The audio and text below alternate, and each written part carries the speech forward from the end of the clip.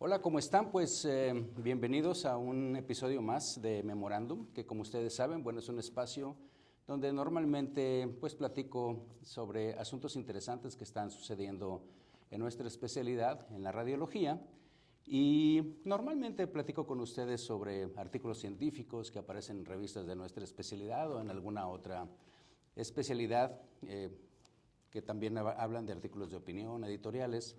Pero como ya es, digamos, un poco de tradición, cuando estoy en algún congreso, pues me gusta platicar con las personas influyentes en nuestro campo que están asistiendo al congreso. Y este es el caso de hoy, ¿sí?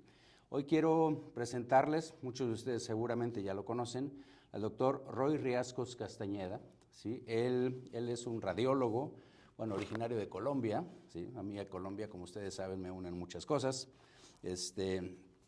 Él estudió allá medicina y después se fue a Estados Unidos, hizo la neuroradiología y ahorita está en Houston como neuroradiólogo. Tiene muchas cosas y muchas aristas interesantes, unas de las cuales me interesó para mi otro podcast que ustedes saben también que tengo, porque Roy ha estado involucrado con la NASA, ¿sí? Entonces, pero esa es otra historia, platicaremos de eso probablemente en otra ocasión. Hoy la idea es, Roy, platicar contigo sobre algo que hemos estado conversando y que tiene que ver con todo este aspecto que la verdad es que no es nuevo, pero yo creo que está tomando una nueva perspectiva, diría yo, y que tiene que ver con, vamos a llamarle en el amplio espectro, con Information Technology, con todo lo que es la informática. ¿Tú cómo ves el panorama en general de esta informática en el presente y en el futuro de la radiología, como nuestra especialidad, pero también del radiólogo?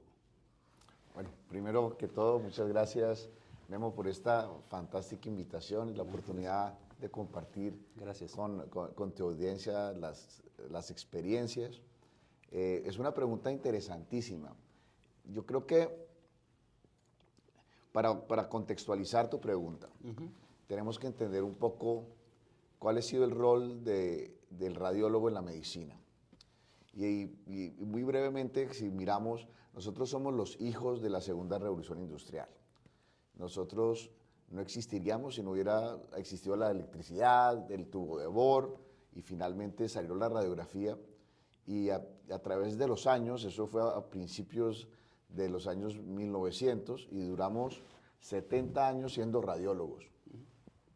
Cuando llega la tercera revolución industrial, y que es la revolución de los sistemas, donde cambiamos la electricidad y empieza la computación, y obviamente la energía que se vio fue la energía nuclear, transforma completamente la medicina y nosotros somos los encargados de llevar las banderas. Y por eso entre los años 1967 hasta 1980 crece todas estas imágenes diagnósticas nuevas basadas en la computación, que fueron la tomografía computada, la resonancia magnética, el ultrasonido, también viene la imagenología digital para angiografía que explotó la radiología intervencionista. Así es. Y nosotros pasamos de ser radiólogos a imagenólogos. Yo me acuerdo que estaba hablando una vez con el doctor Raymond Damadian, que en paz descanse, que fue el que hizo el inventor del primer resonador. Sí, sí. Y le dije, doctor Damadian, usted una vez me dijo, no, a mí no, dijo que su invento iba a terminar con los radiólogos. ¿Qué opina de eso? Eso fue hace como 4 años, 5 años que estuve con él, y se puso así, como se timbró, diciendo, no, yo no quería, dice, no, permítame decirle que acabó con los radiólogos. Nosotros dejamos de ser radiólogos y nos volvimos imagenólogos. Hubo algunos de nosotros que solamente se quedaron haciendo radiografías simples, pero fueron pocos. Pero la nueva invención de todas estas máquinas, incluida la resonancia, nos dio un nuevo reto y nosotros somos los innovadores de la medicina de cómo utilizar esas máquinas para cambiar la medicina y la transformamos. Todo este preámbulo es para explicar lo que está pasando ahora. Entonces, ahora tenemos una nueva revolución industrial. que es con la informática y la tecnología, en donde las cosas no van a ser las mismas. Los mismos cambios que vimos, ustedes estoy seguro que siguen mucho cuáles son las nuevas tecnologías que estamos desarrollando en imágenes. No hay muchas nuevas que estamos viendo que van a ser una nueva máquina o alguna cosa de esas. Eso yo creo que todavía nos demoramos mucho. Lo que realmente está cambiando es cómo se implementa la informática en lo que ya hacemos. Entonces nosotros más bien, en vez de estarnos ciñendo a lo que ya hicimos 40 años, que fue describir cómo se hace y pelearnos con el que quiera hacerlo, yo creo que nosotros lo que tenemos que aprender ahora es cómo la informática va a transformar la medicina y va a transformar nuestra profesión. Y siendo nosotros agentes de cambio e innovación, tenemos que ponerle mucha atención, porque hay un riesgo muy grande, y es si nosotros no tomamos control de este cambio de la informática y seguimos viviendo en el pasado, que ya es el pasado, que fue describir para qué sirve el TAC, la resonancia, el ultrasonido, entonces va a llegar alguien más y va a asumir ese rol y nosotros vamos a terminar dependiendo de él. Entonces, aunque es una respuesta muy vaga, creo que podemos enfocarnos por ahí. No, bueno, definitivamente yo creo que esta parte que decía Roy, yo lo he comentado en muchas otras ocasiones. Tú lo describiste de que pasamos de ser radiólogos a imagenólogos, pero si lo vemos un poco más adentro, pasamos de que, digo, y eso no es nuevo ni tampoco es una definición mía definitivamente, pero pasamos de ver imágenes a tener datos, ¿sí? Que es todo lo que ahora constituye la radiómica. Entonces, todas esas imágenes digitales que estaba comentando Roy, evidentemente resonancia magnética, la tomografía quizá fue la primera que se popularizó y que se tuvo. Lo que tenemos realmente son valores, son datos y no nada más apreciaciones subjetivas de cómo yo veo el pulmón o cómo yo veo la densidad ósea. No, hay un valor para esto, ¿sí? Y eso es algo que evidentemente tenemos que darnos cuenta de toda esa importancia, porque finalmente esos valores son los que van a determinar pronósticos, son los que van a determinar el outcome, cómo le va a ir al paciente de repente después de un tratamiento. Entonces, creo que esa es una combinación que nosotros estamos viendo, y lo que tú dices de quién va a manejar esto, yo creo que es la parte fundamental, ¿sí? Alguna vez yo utilizaba el símil del tren, ¿no? O sea, aquí viene todo esto y es como un tren, y tú puedes dejarlo pasar, ¿sí? Tú puedes subirte al tren, ¿ok? Pero puedes subirte al tren y ser pasivo, simplemente que te lleve el tren. Y en subirte al tren, yo siempre pongo una diapositiva por ahí en donde hay un gap, donde hay un espacio, ¿sí? Entre el corredor y el tren en el que te vas a subir. Y yo les digo, ese gap, ese espacio, pues es diferente para cada uno de nosotros, porque a lo mejor la gente joven ese gap lo tiene más pequeño porque pues entiende muchas cosas más que lo que entendemos, por ejemplo, nosotros. Entonces, cada uno de nosotros debemos de llenar ese gap para subirnos al tren. Pero una vez que estamos en el tren, debemos decidir si nos quedamos ahí nada más o si lo manejamos. O sea, si nosotros vamos a dirigir ese tren.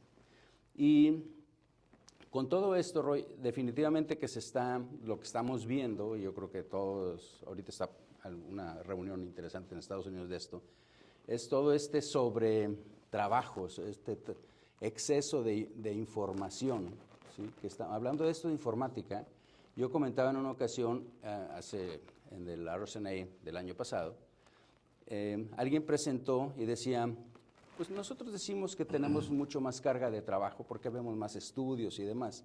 Pero el tipo que fue muy interesante, lo que comparó, Roy, fue la cantidad de megas que interpretas, o sea, de información.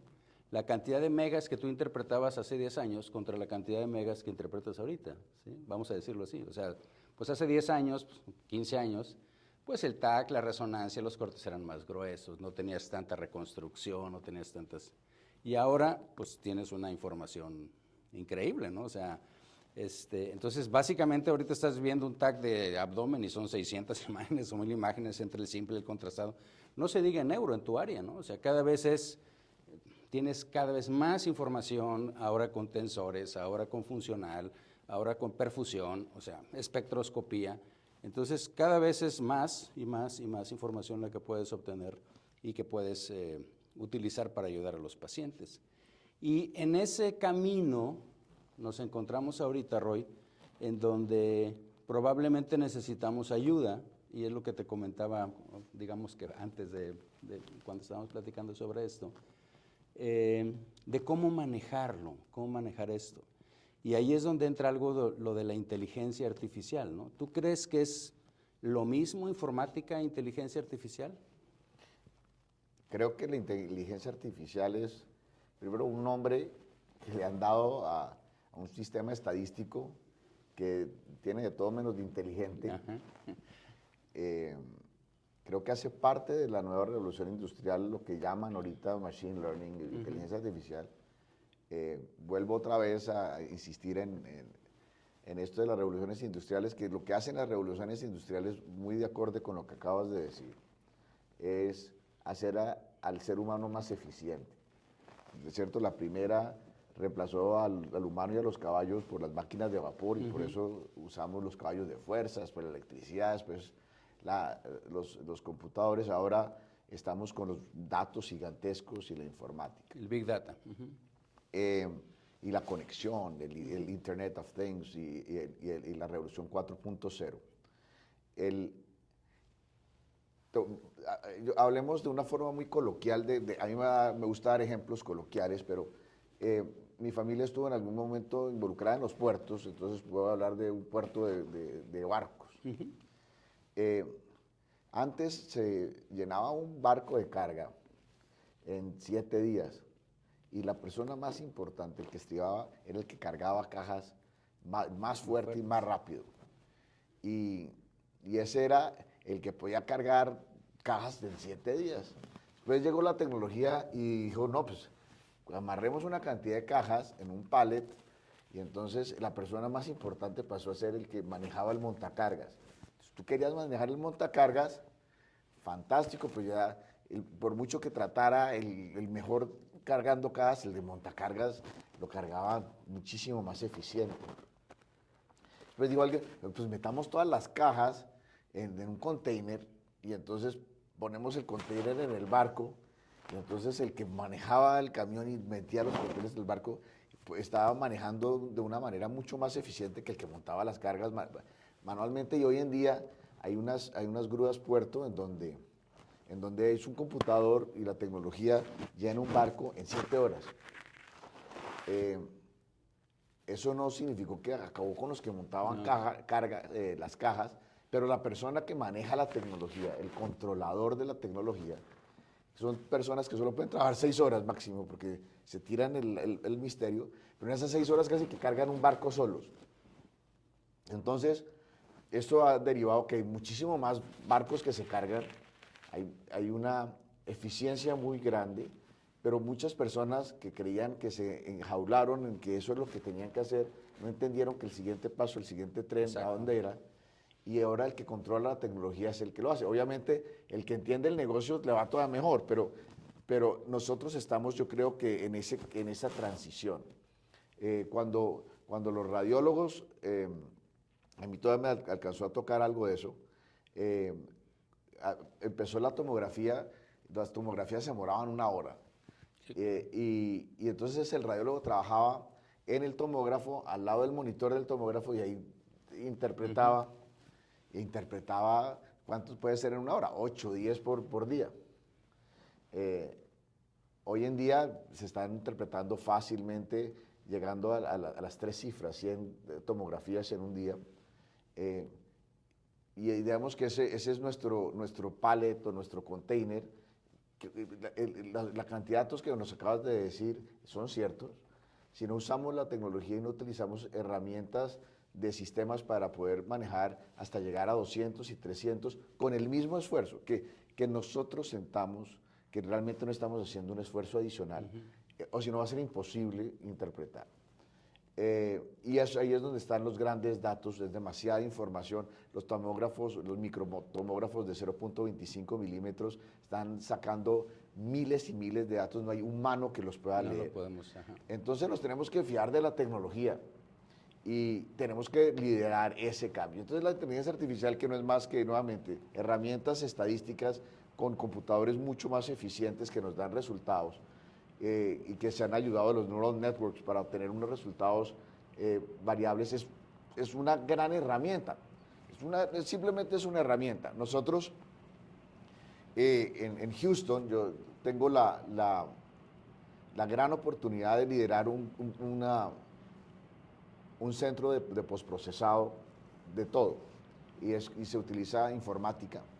Hay programas que son automáticos, hay programas que son con inteligencia artificial. La inteligencia artificial tiene un problema, y es que ella no sabe decir yo no sé, por eso todavía yo no estoy tan asustado con eso.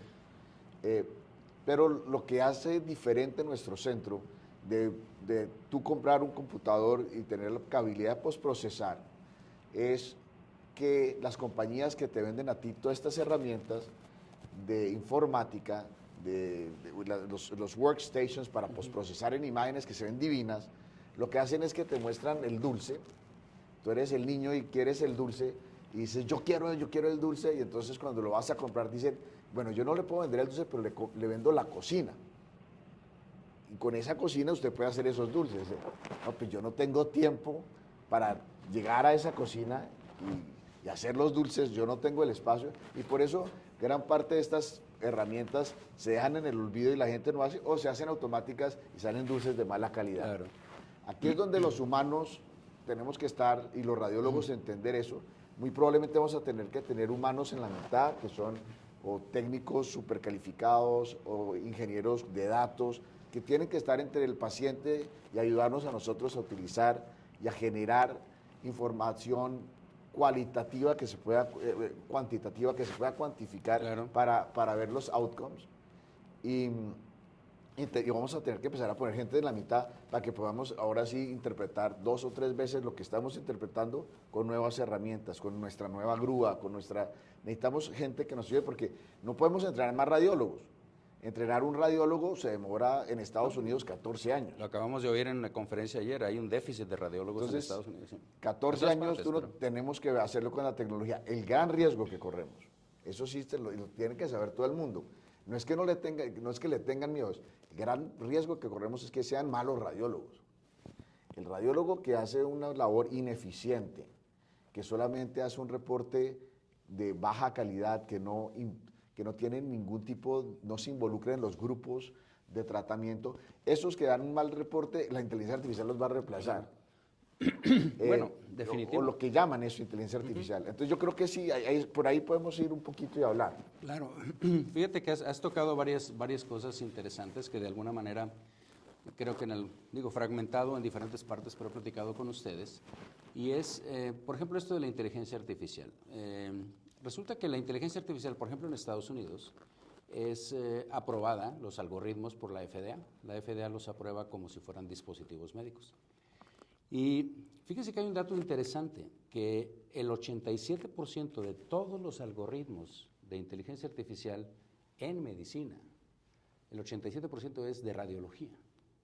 Entonces nosotros, obviamente, como dice Roy, estamos liderando esto, ¿sí? O sea, la gran mayoría de estos algoritmos tienen que ver con nosotros. Esa es una. Pero hay un pero muy grande. Hay un artículo que salió hace unos 3, 5 semanas.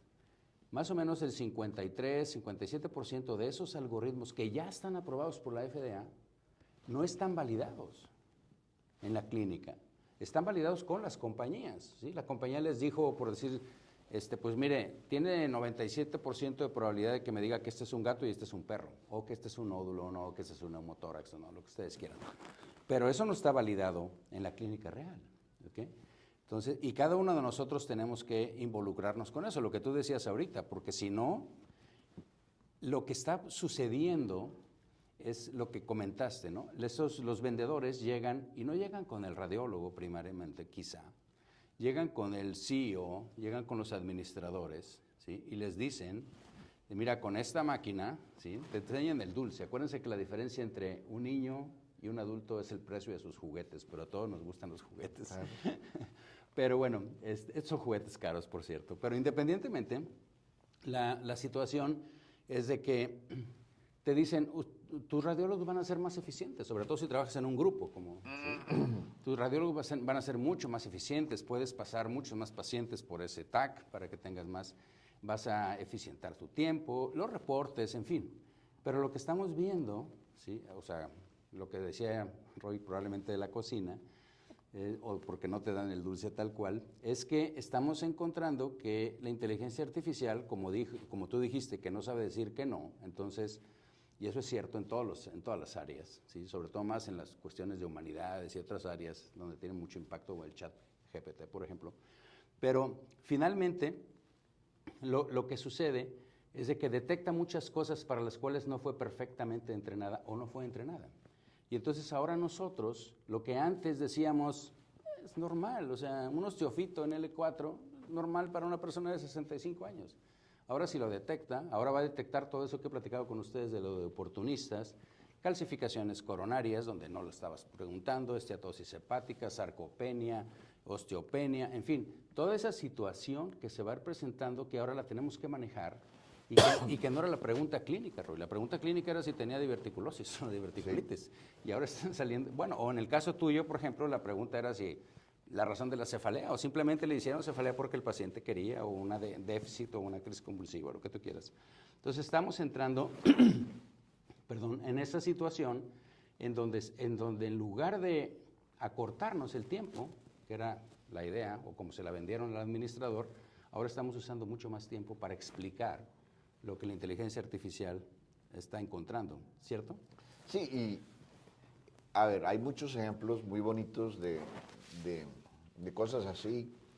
Hay algoritmos, pues vamos a hacer una aclaración para llegar a esto. Entonces, lo que la FDA ha hecho es que hace clearing. Entonces, son dos conceptos que son muy fáciles de dejarse uno llevar por las compañías si no los entienden.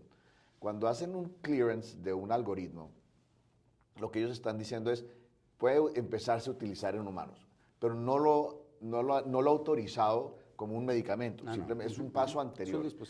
Y la razón más importante que es un clearing y que no es el último paso es porque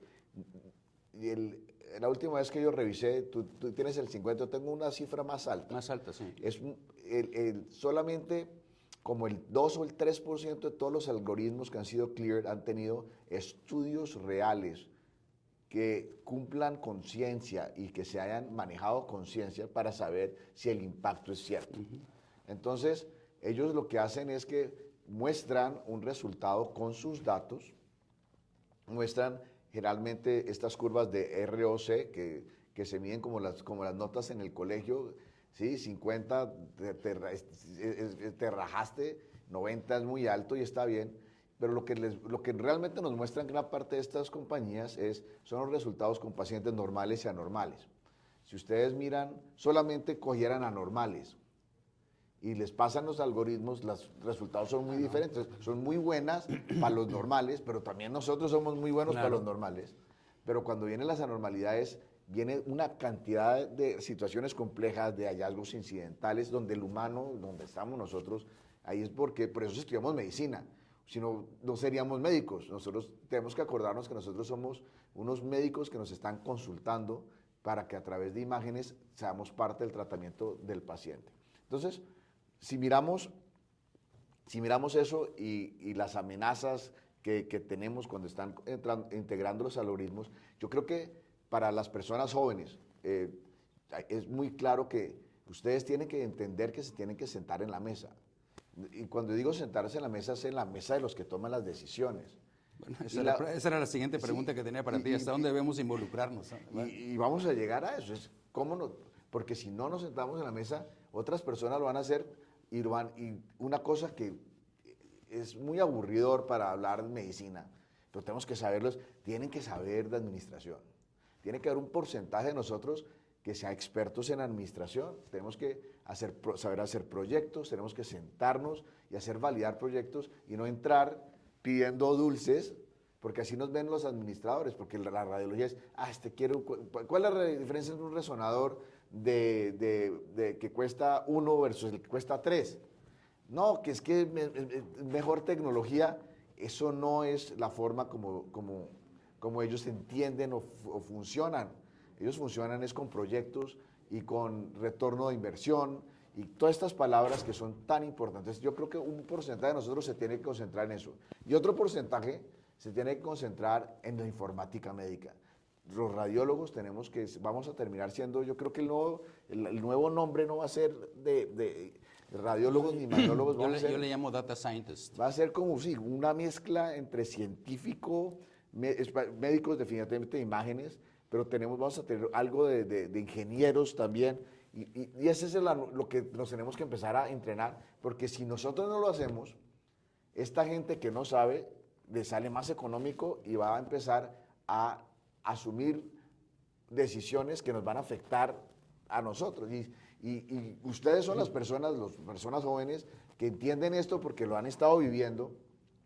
Entonces, nuevamente, no se aferren solamente al diagnóstico. Tienen que ser fantásticos en diagnosticar, pero también tienen que ser buenos en entender cómo esta informática los está afectando a ustedes, a los pacientes. Y es una invitación, yo creo que a todos nos tenemos que pellizcar un poco, porque dicen, no, yo eso no puedo, eso lo toman allá los dueños. Los dueños toman decisiones porque ellos son los únicos que están entendiendo el negocio. Pero si ustedes van a cualquier sistema, esto no es en Latinoamérica que me preguntaste, en cualquier parte del mundo, si tú llegas a donde un administrador y le presentas un plan de negocio y le demuestras que ellos van a perder dinero si no haces el plan que tú le estás mostrando, ellos son responsables de esa pérdida ante el board, ante lo que tú seas. Entonces, una vez tú les muestres un buen plan de negocios, ellos están obligados a entender si eso realmente es lo que le conviene a lo que ellos representan, a su institución. Pero lo que pasa es que no lo hacemos. Y la gente que lo ha hecho ha sido muy exitosa, excesivamente. Esto es una realidad. Pero si no se sientan a aprender cómo hacerlo, pues simplemente va a llegar el que lo sabe hacer o el que trae más dinero. Los médicos en todo el mundo que más dinero traen los sistemas hospitalarios tienden a ser los cardiólogos, los ortopedistas, los neurocirujanos, y ellos generalmente les dan estas posiciones en la mesa porque tienen ese impacto sobre el sistema de salud. Entonces, es una invitación a ustedes para que entiendan que ojalá se monten en el tren. Los que no se quieren montar en el tren también está bien.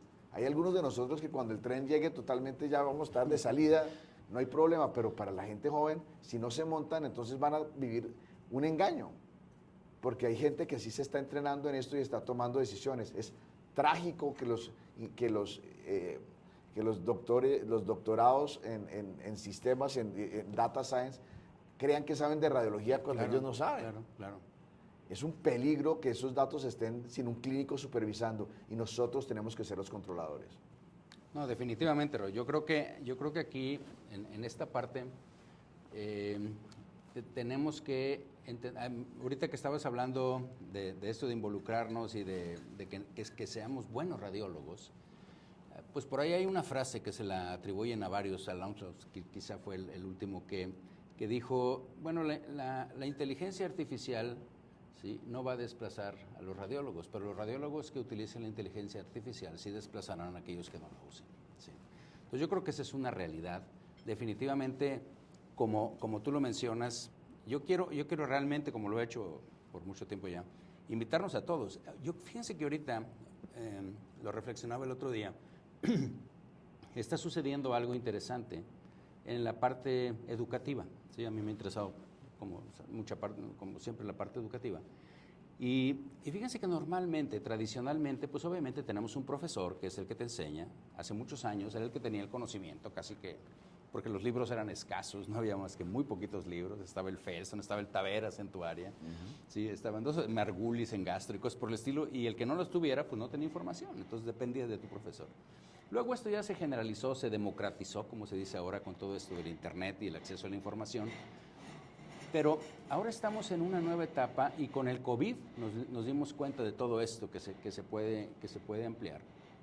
Y fíjense cómo, y yo invito a todos los profesores, a todos los, aunque tengan como mi edad, ¿sí?, pero evidentemente más jóvenes también, es el hecho de que consideremos que en esta nueva etapa a diferencia de toda la historia que hay, nosotros tenemos que aprender juntos, porque esto está pasando ahorita y nos está pasando a todos. Entonces no es que yo sepa más que un residente mío. En este momento yo creo que ahorita vamos a tener que ir aprendiendo juntos. Los profesores vamos a tener un valor agregado en muchas otras cosas de juicio, que es lo que tú decías, que es lo que le interesa.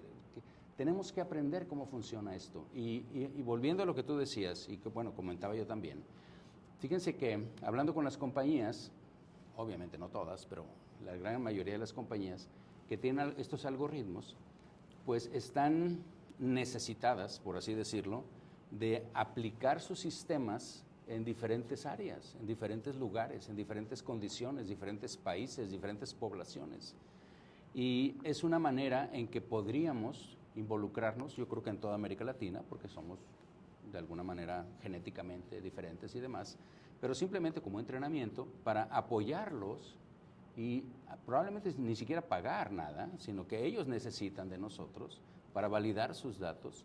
Y entonces eso serviría para que nosotros, nuestros residentes, todos aprendiéramos cómo es que esto realmente está funcionando, cómo va a impactar y ser parte de este movimiento. Nosotros somos, yo lo he dicho muchas veces, en radiología, somos los que manejamos esta parte de la tecnología y la demostración se los puse ahorita. En inteligencia artificial no es la diferencia. Entonces, ustedes piensan en el resto de la medicina, le queda un 13% y de ese 13%, una parte alta tiene que ver con algo de cardio, con los electrocardiogramas y demás, una parte alta tiene que ver con derma, porque es reconocimiento también de lesiones, y la otra es de oftalmo. Muy poquito lo demás, ¿ok? Entonces, nosotros vamos a liderar esto.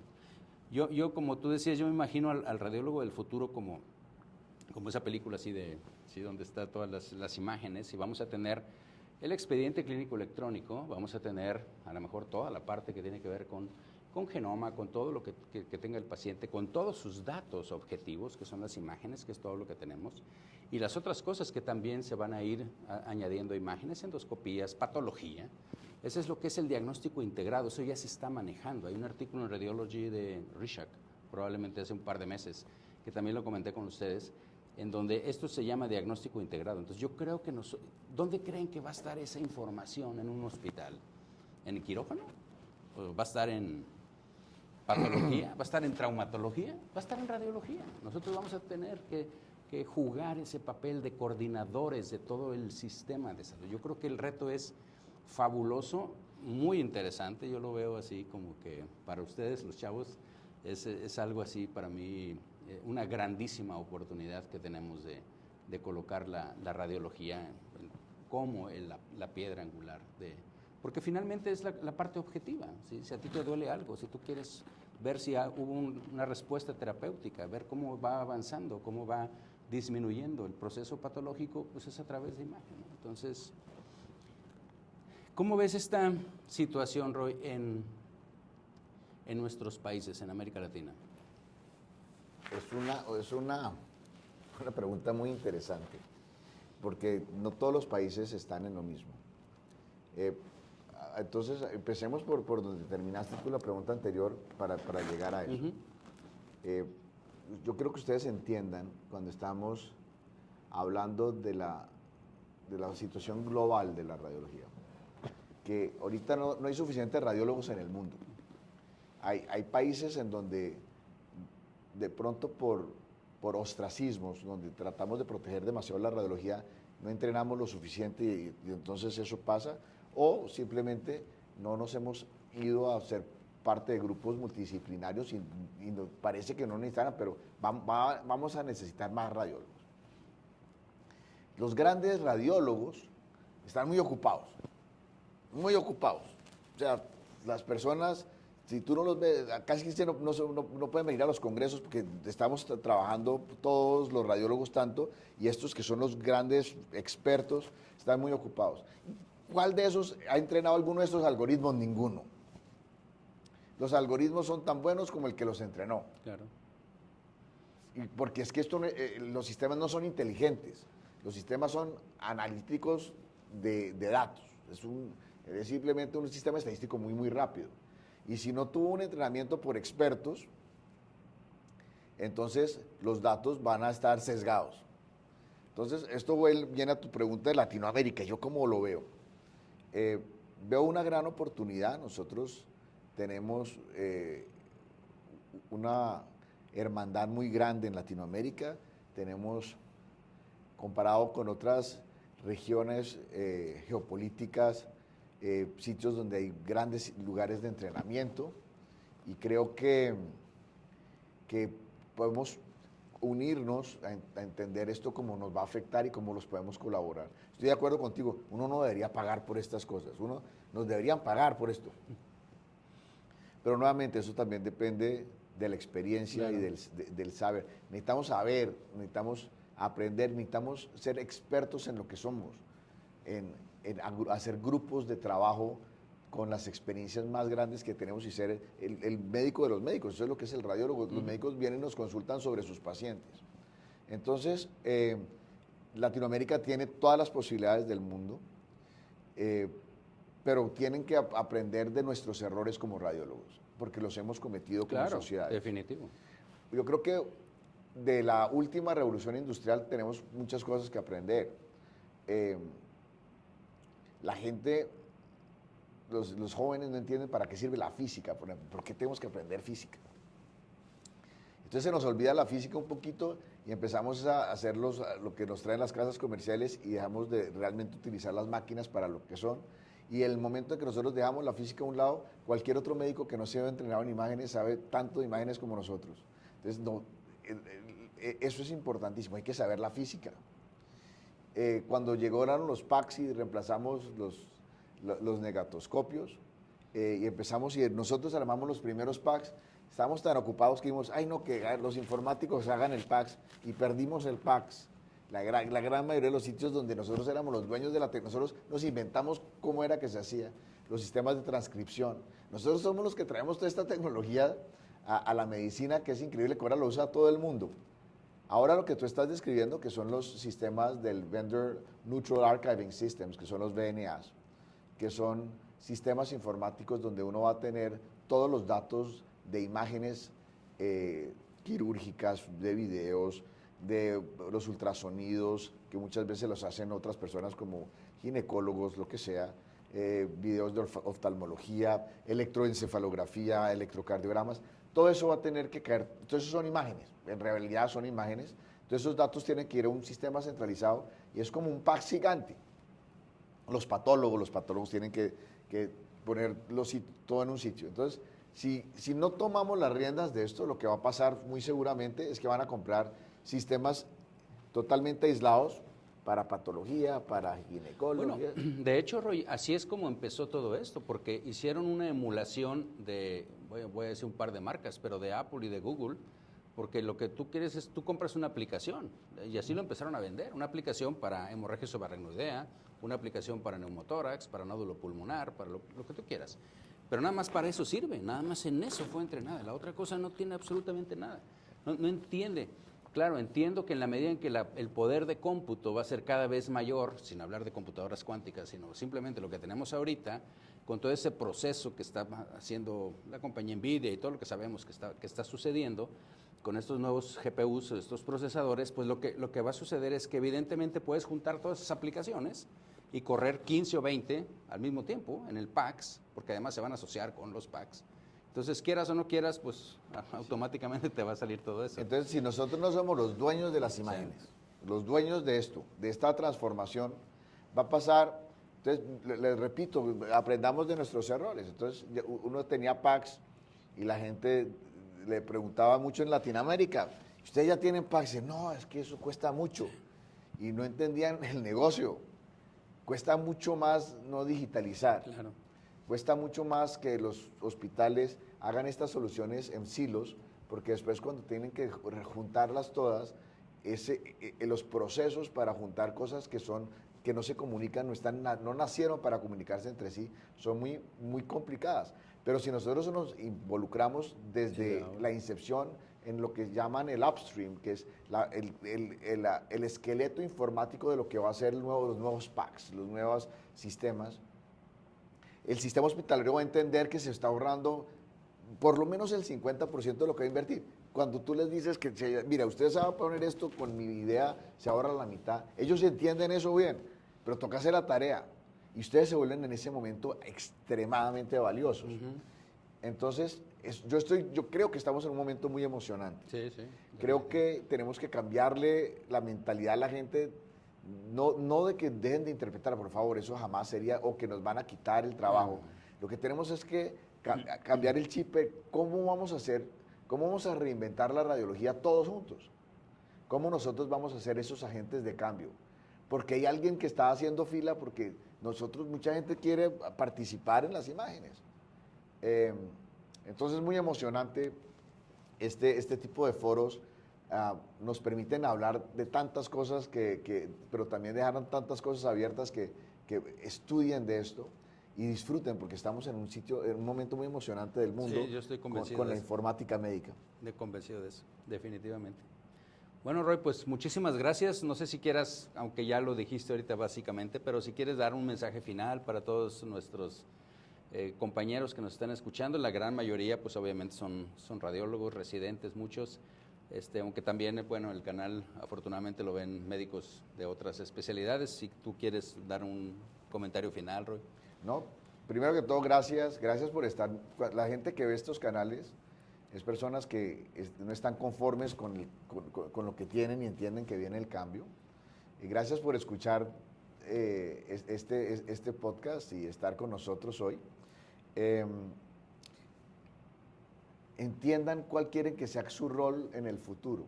Uno cuando toma decisiones, en cualquier edad, le está tomando las decisiones para ustedes dentro de 20, 30 años. Y eso es lo más importante, no se enfoquen simplemente en el hoy cuánto voy a interpretar, porque es muy fácil caer en eso. Entiendan cuál es el real valor de lo que se entrenaron en cosas muy valiosas y no se vuelvan perezosos en aprender cosas nuevas. Eso es lo que les digo. Porque las personas que no lo son las que van a retar ese comfort zone en el que ustedes quieren estar. Y nosotros como radiólogos, por definición, somos innovadores y agentes de cambio. No podemos estar confortables simplemente con cuando salimos de la residencia, con lo que aprendimos en el fellow. Eso fue el comienzo, pero faltan muchas cosas y tenemos que estar cambiando, y los cambios cada vez son más rápidos. Muchísimas gracias, Memo, Roy, por este espacio. muchísimas gracias. Bueno, gracias a todos ustedes por estar aquí con nosotros. Y bueno, los que están en la parte de Spotify y demás, gracias por escucharnos. Los que están en YouTube, gracias por vernos. Nos escuchamos o nos vemos en la próxima. Gracias.